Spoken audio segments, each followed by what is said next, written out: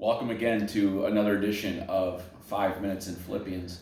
We are going to be studying Philippians chapter 2, verses 14 through 18 this afternoon. And so follow along with me as I read aloud and reading from the English Standard Version. Do all these things without grumbling or questioning, that you may be blameless and innocent, children of God without blemish in the midst of a crooked and twisted generation, among whom you shine as lights in the world, holding fast to the word of life, so that in the day of Christ I may be proud that I did not run in vain or labor in vain. Even if I am to be poured out as a drink offering upon the sacrificial offering of your faith, I am glad and rejoice with you all. Likewise, you shall also be glad and rejoice with me. So we walk through some of these verses. Let me just point out some things. Notice in verse 14, do all things without grumbling or questioning. That might be good encouragement for us in this day and age, as we might be more prone to grumble, more prone to question. But here, Paul, in the context here, speaks of this idea, as you recall last time we were together, God works in you with the will and to work for his good pleasure.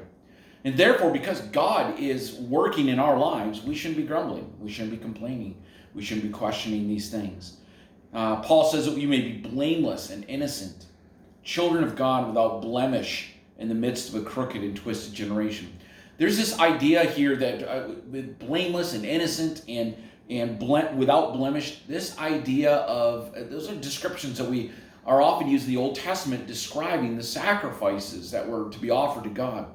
And here Paul is saying to the Philippian church, don't grumble or question, but be blameless, be innocent, be without blemish. Act as children of God. Be different than the crooked and twisted generation to which we're living in. We live in a generation that questions God, that grumbles against God, doubts God exists, or simply says, I don't know who he is. Or they make a God into their own image instead of looking at the God of the Bible to see what God is doing as he's willing, is both the will and the work for our good pleasure.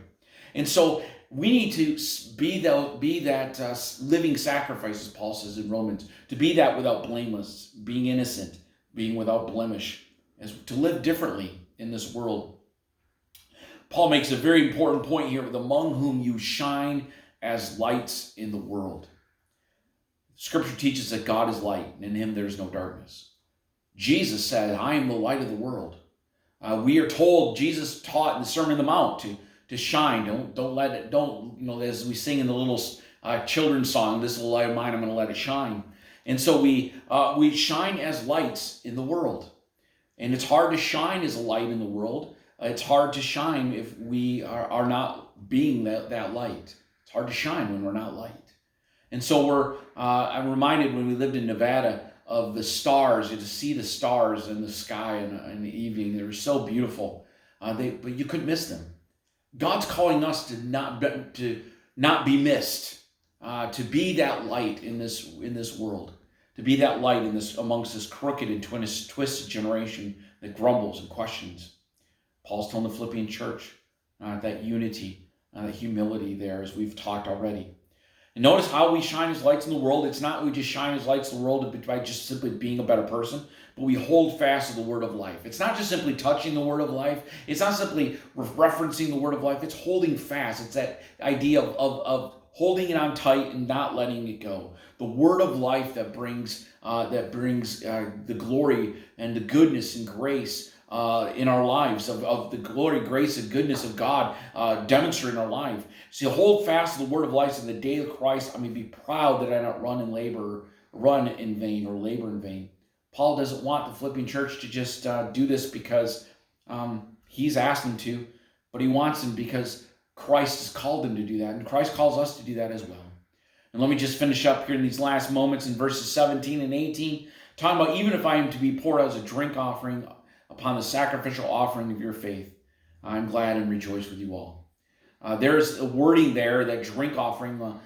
In the Old Testament, there's a connection that wine had with the sacrifices, pouring that out. And Paul recognizes that even if should his life end in this imprisonment, it doesn't, but if life would end in this imprisonment, that he would be glad and rejoice, and they should be glad and rejoice with him. And so we find, again, that theme of joy, that indeed of gladness. Today, are you joyful, or do you grumble? Are you glad? Are you rejoicing and not questioning? We're called here to be lights in the world. May we be lights in this world. Thank you so much for joining me. I'll see you tomorrow.